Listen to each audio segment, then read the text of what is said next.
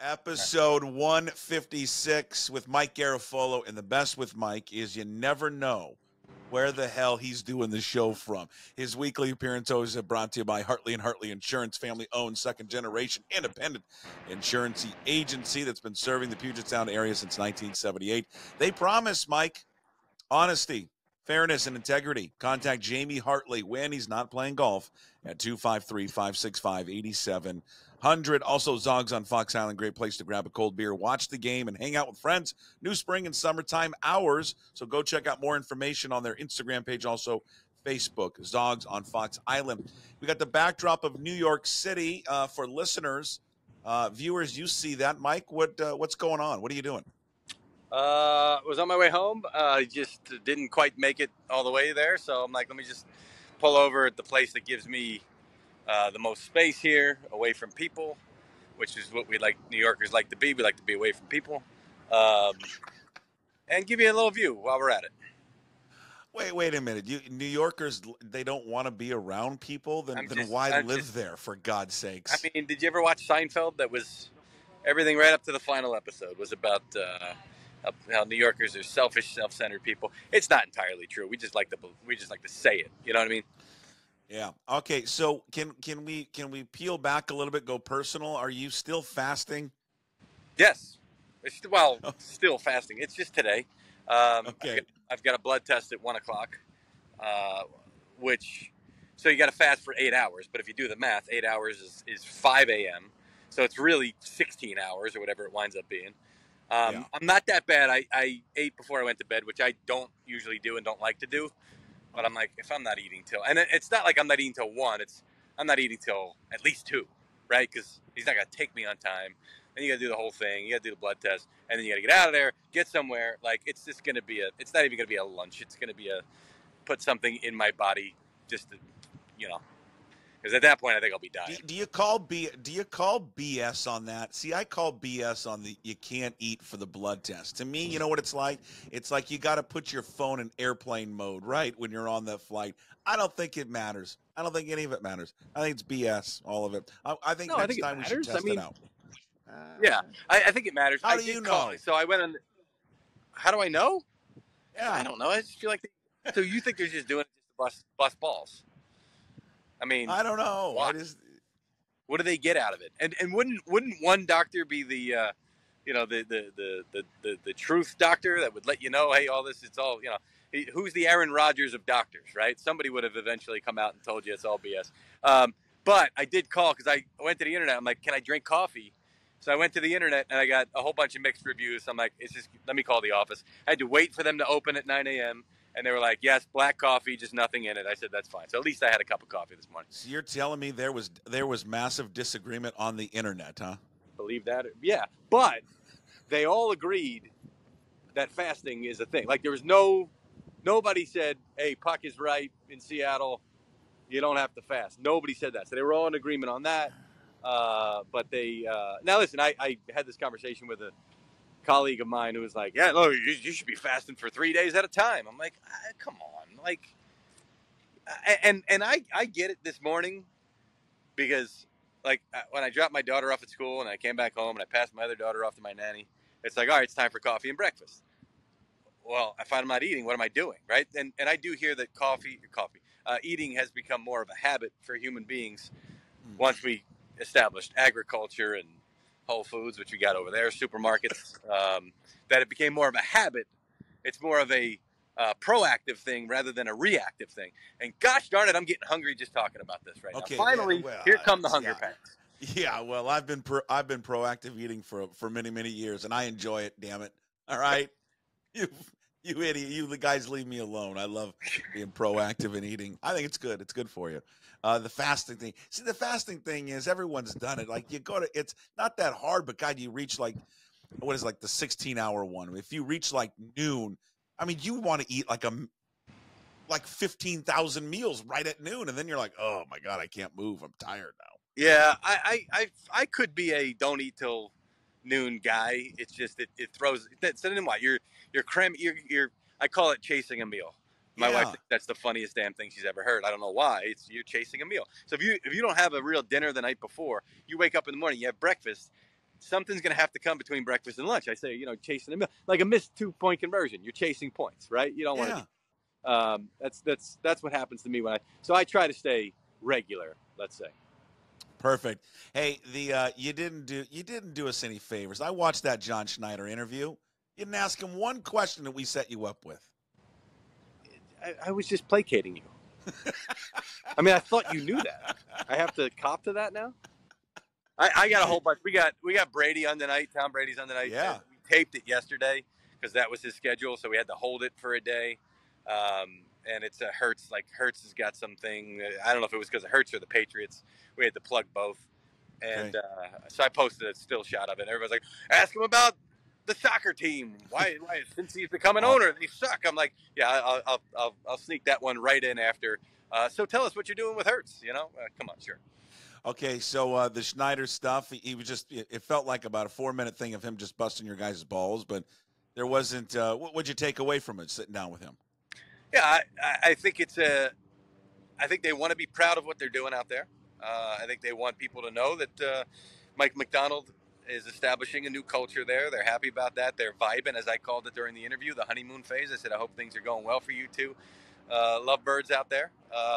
Because once you start getting into the season and, you're going to lose a game here and there, let's see how it goes. But I think, I joke, I think their relationship is off to a great start. And I think that they want people to know that. And I think they want people to know that they still plan on being competitive, which is what I asked them. It's like, and I know what the answer is. It's more about how he answers it. But there's talent on the roster. You can have success as a first-time coach. There's going to be winnable games out there. Are you going into this saying, well, we're establishing for the long haul, or we're expecting to win? It's a little bit of both, right? Like they're expecting to be successful. They're not anticipating a 6-11 season. So I think it was him communicating to us, and by virtue of that, the fans out there as well as the fans across the country, hey, don't forget about us, because you guys are tucked into that northwest corner, and I know how you feel, and there's some truth to the fact that sometimes you don't get the national recognition that you deserve, and I've heard from guys out there saying we've got players on this team that should be superstars, but Doug Baldwin was the one that always confounded them, because they were like, this guy should be a superstar. It's like, it's because we're in Seattle. Maybe that's a little bit of it. I don't know. But I think the Seahawks want to make some noise this year in more ways than just one. I want you to be honest. And again, for our listeners, you don't see this, but Mike's outside, in the backdrop of New York City, got out of his car. He's doing this on his phone, and he's holding up his phone while he's doing this. You work out a lot. You're an in shape guy, but how tired are the arms of holding the phone up? They're getting there. They're getting there. Well, I mean, I could do it here, but that's not going to give you the skyline view. So I'm up here. So that's what's really making it burn here. Because if I stay here the whole time, I'm fine. I could even sit on the bench, right? Like, let's go over to the park bench. You can do whatever you want. Just it's funny. I was running. This is your workout today. I was running yesterday, and I saw a guy talking to his phone, and I was like, well, that's kind of weird, right? Like, even though I knew exactly what was going on, maybe he was podcasting or something like that. And I was like, I do that, and now I'm the guy doing it. I'm like, people are probably watching me saying, yeah, that's weird, too. Yeah, but you're standing and sitting in a park. This guy was actually running and, like, talking on the phone. No. Holding up the phone? He was. Here's what's weird. He was putting it in the tree. Like, he was standing by a tree, and he was putting it, like, amongst the leaves.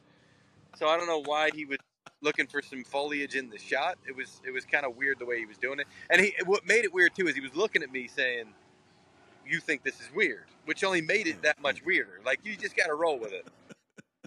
You know what I can't, when you're driving, and you East Coasters don't drive that much, but you've seen this before. What? We drive everywhere. To go to the city. Yeah, I get you. Okay, got it. Okay, so when you're driving and you see somebody that is FaceTiming somebody while they're driving, that's safe. Listen, I saw the all-timer one time. I saw a guy reading the paper while he was driving. And I don't mean, like, in Philly we had the Daily News, which was the bifold, which was the accordion style or whatever. Like a magazine. Right, like a magazine, a tabloid paper. And then you got the Inquirer, which is the New York Times fold-over type thing. That's the big one. And he was turning the page. Well, it was the highway, too. We were going over the Walt Whitman Bridge in Philly. I'm like, this guy, and he's like, big turn, fold the paper under. I was like, you got to be kidding me. There's no way that guy's alive right now. No way. That was like No way. 15 years ago. As a former paper guy, you will love this. Look what I got on my desk, huh? Old school paper. Boy. Yeah. Every day. And I do I'll it tell you just what. for the baseball scoreboard. This is the only reason I have the paper. And I know, listener and viewer, I can see the box scores the night before. No. Yeah, I get it. But it's not like this. No, I dig it, and I appreciate it. And you're recycling. I know you are, so you're giving back to the planet. But the feeling of reading a box score in a newspaper versus reading it online and scrolling up, there's no comparison. So I'm 100% with you on that one. But I tell you what, every now and then I will pick up a paper, and it's just depressing how light it is, and it's 5 times the price that it used to be for way less, so. Yeah, it's terrible. No, it's absolutely terrible. Hey, what's going on with the God, I love it. You know what? There's not a lot going on in the NFL right now, and so thank God for this Aaron Rodgers story. This is perfect. Don't shake your head. You guys talked about it all nonstop on the Insiders, all right? So you know what I'm talking about. This is good for the league, and this is good for us. Well, let's pull back. What's going on? Let's pull back the curtain on that one because, and I'm not throwing anybody under the bus here, but we had a show meeting yesterday, which was the second day of talking about it. I was like, should we really be leading on with this one here? And Ian wasn't on the day before, and Ian's like, we got to. I was like, yeah, spot the guy who wasn't on yesterday and already basically spoke his piece on it. So I was like, all right, let's do it, and you go first, Ian. And Ian was I don't say outraged, but Ian was this is and they come to me, and there's just dead air for a half a second because I'm just like, yeah, I didn't think this was a big deal yesterday. And we kind of had a mini back and forth. We didn't get a chance to really go into it. But Ian's like, don't you think players are talking about it? And I was like, because we're asking them about it. Like, if we ask them about a distraction, does that make it a distraction? It's one of those, dog chasing its own tail type things that we experience in this business. I don't think it's a big deal. The only way I think it's a big deal, and I've said this, is if Aaron comes back and says it's a big deal because he feels thrown under the bus by the Jets and Robert Saleh, which I don't think he's going to. I've stopped guessing what he's going to do, but I don't think he's going to, because they were on the same page and they had these conversations ahead of time. So, I just want, for people that don't know the story, he's been there for all of the workouts, but they had the mandatory mini camp, and that he has missed those. And the first one was excused, and the second one was not excused. No, wait, say it again. What was both mini camps, both practices unexcused, correct, from the Jets? Yes, okay. Both of them were unexcused. From my understanding, some kind of trip that he's on, right? I don't know any more than that. You're going to ask me about ayahuasca and darkness. I know where he is. He's in the darkness. He's in Oregon. I'm guessing. Go take a ride and go see if you can find him. That would be. Listen, you want to get eyeballs here. Yeah. You want to build the subscriptions. That's the way to do it. I assume it's something like that. Just knowing Aaron and what he does this time of year and what he likes to do and likes to live a balanced life, and all, I assume it's something like that. So I don't know that for sure. The Jets aren't saying. To me, it comes down to, and maybe people don't understand this, so let's explain it to them. Mini camp practices are non-padded practices. They are just like OTA practices.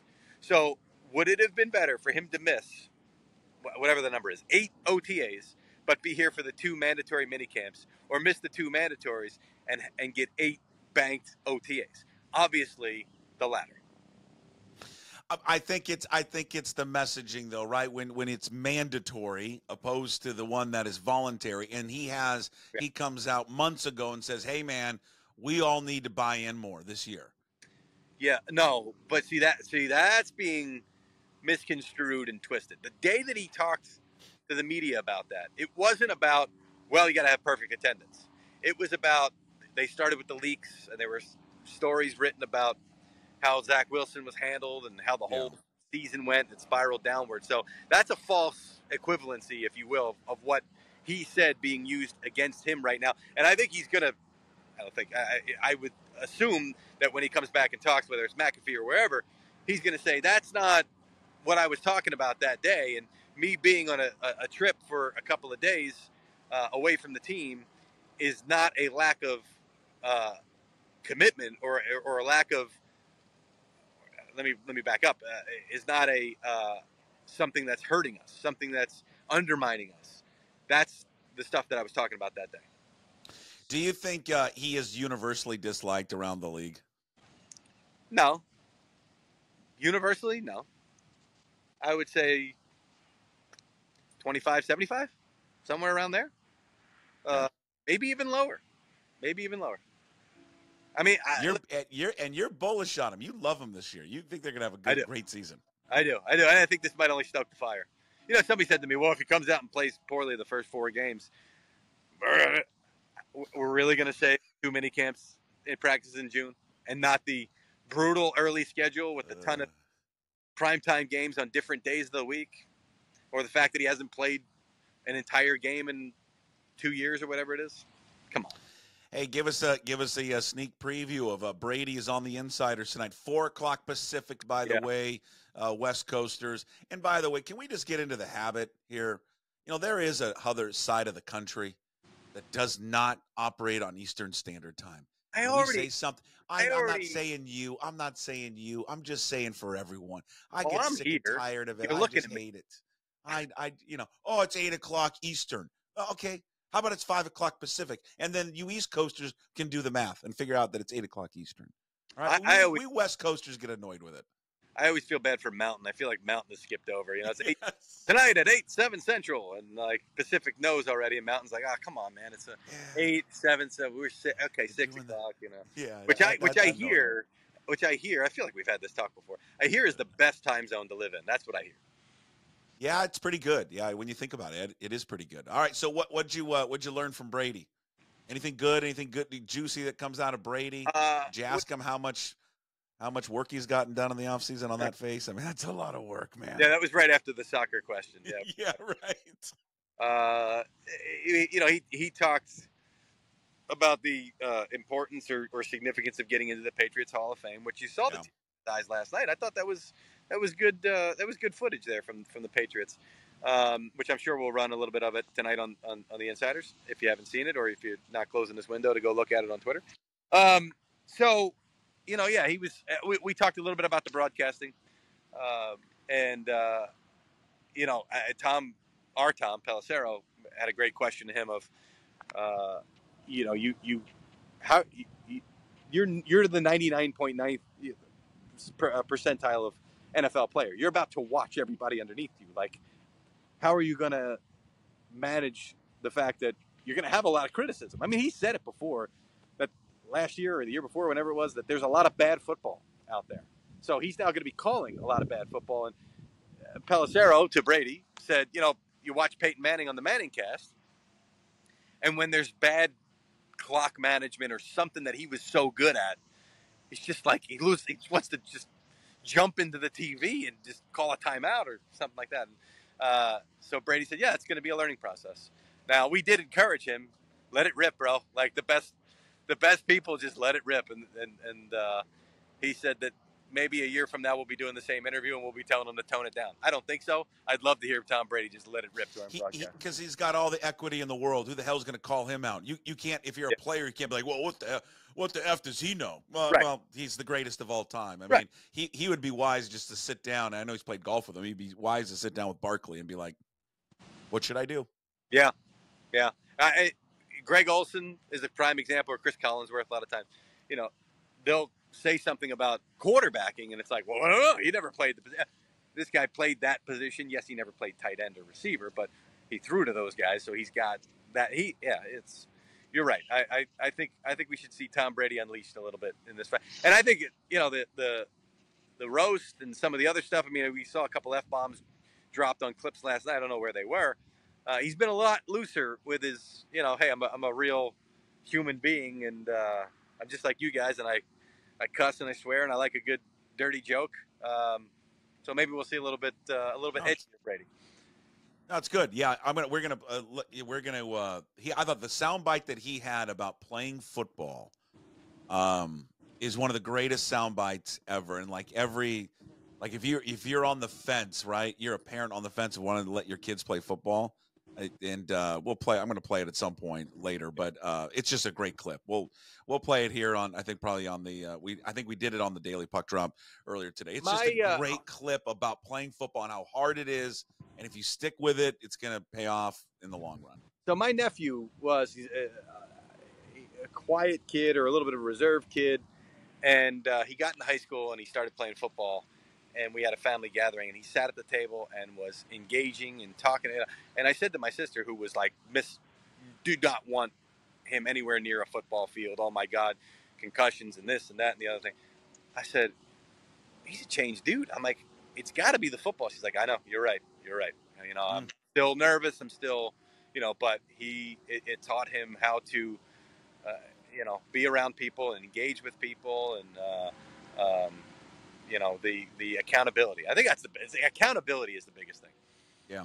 Well, what's the deal with Matt Stafford's contract? What do we know here as we're a few months away from the start of training camp? It seems like a simple. This is not going to be a hard one. It's not like he's like, oh, I got to get to the top of the market. But look, he's 31, 32, 31. I think it's 94 over the next 3. And that averages out to the low 30s. There's guys in the mid 50s. We're going to get to the 60s. But I don't think it's like I need to be paid at the top of the market. It's more, I've got 1 year left of guaranteed money. This is going to be my last contract probably coming down the home stretch, which he's 36. I thought he was falling off when he had that elbow thing 2 years ago, I guess it was. And it just looked like his passes were didn't have the zip or the finish on them. And he kind of responded and bounced back from that. So he's got 3-4 good years left, I would say, and wants to know that those are going to be solidified and locked in, because this is the time now where you can get Kirk Cousins, even if you're with a new team. So I just think it's a little bit more security, a little bit of a bump, get him closer to that upper threshold, and this thing gets done. Okay, last thing for you. I saw a picture of an NFL reporter that a competitor of yours, and it just sparked something for me. Are you a sneakers and suit guy? No, but I don't even have to. I assume you're talking about Schefter. Yes. There you go. Because I think I saw that picture, which is fine. I mean, I'm not against it. Ian is a big sneakers with suit guy, right? To the point where I'll skip that one. No, but we had a whole conversation. No. I got it. It's. You got to clean it up. Let's be adults here. It's not dirty. Okay, I know, but if you're going to wear a suit, let's class it up. Here's where I see what you're saying. Yeah. No, it can look, but you got to wear a shrunken suit. Okay. There's got to be no socks. You got to be in shape. And here's where I fall short. You got to have great hair. Wait, to wear the sneakers? To wear the sneakers, because it's got to be top to bottom, and it's got to be connected, and it can't be like if you got a break in your pants and you're wearing sneakers, you're out. So it's got to be the right. It's really hard to pull off. It's got to be the right sneakers, the right suit, the right shape, and the right lid. You got to have good hair. You can't be what Mike's saying is you can't be frumpy, and the suit can't be baggy. And by the way, I've done it with. So I've got I don't even know what you would call the material, but it's not like a suit. It's a suit supply, gray and black, like a pilly type of material. You know what I mean? So I wear crisp white sneakers with that. That's different. That's not wearing a suit. You go into a suit and you want to wear sneakers with that, a traditional type suit, you gotta check all those boxes, and I don't. And with that, we are done with episode 156. Mike Garafolo from a park in New York City or New Jersey. Every time I sit by the river, there's helicopters on helicopters. Are there that many important people? Hey, how many bodies do you think are in that river? Probably not as many as there used to be, right? Too much surveillance. Too many cameras. Mike, you're the best. We'll talk to you next week. See you, brother.